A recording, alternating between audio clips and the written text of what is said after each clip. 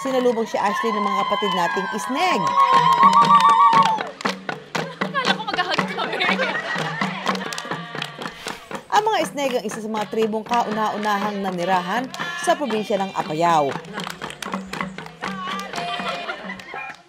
Sagana sila sa iba't ibang selebrasyon at paniniwala. Isa na nga rito ang patung.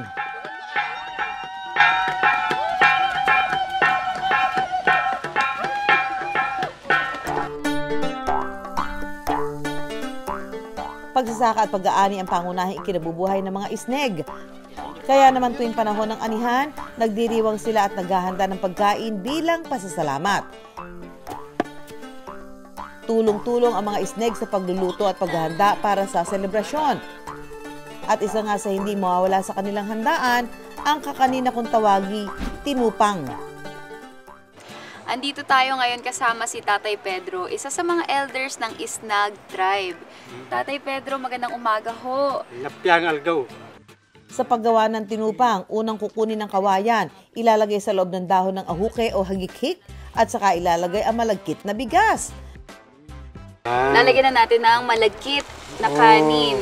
Tapos... Hindi na diya tinupang ng mga kanyin kajanmi. Okay, sige po. Naku Ashley, mukhang hindi pa kayo nagkakaintindihan ni tatay. Kunwari po, nagkakaintindihan po tayo, tatay. Ngayon, may... Sige Bo, may malamang, bo. Parang Korean yun. Bo? Bo? Oh. Oh? Oo, yun, bo. Bo? Gata. Fresh na gata. Matapos mailagay ang malagkit, isusunod naman ang bagong pigang gata. Ipay ko yung pakat. Lagi namang mangluto, kaya sinibalo. Bo! Ilalagay sa nagbabagang uling at hahayaang maluto sa init nito ng higit 3 oras. Yung pangalan nyo dito sa tribo nyo?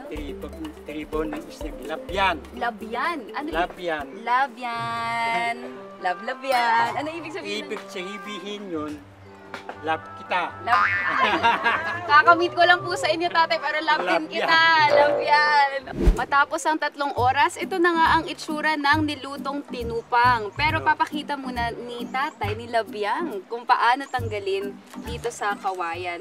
Hindi, tinupang na binadi siya, binadi. Panghugot. Oo. Huhugutin natin.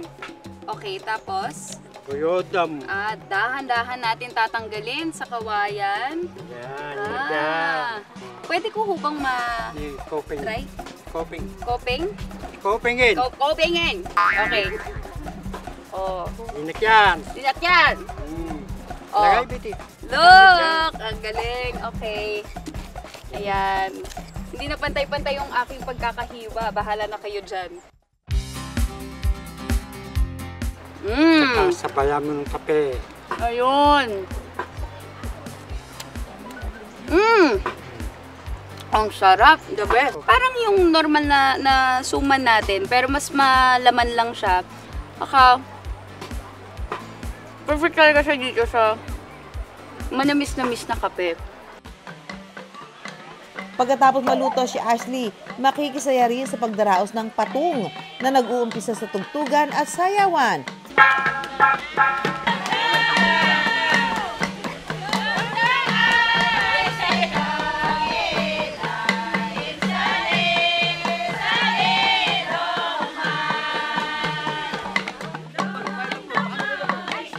Matapos ang sayaw, pasasalamat, siyempre, kainan na.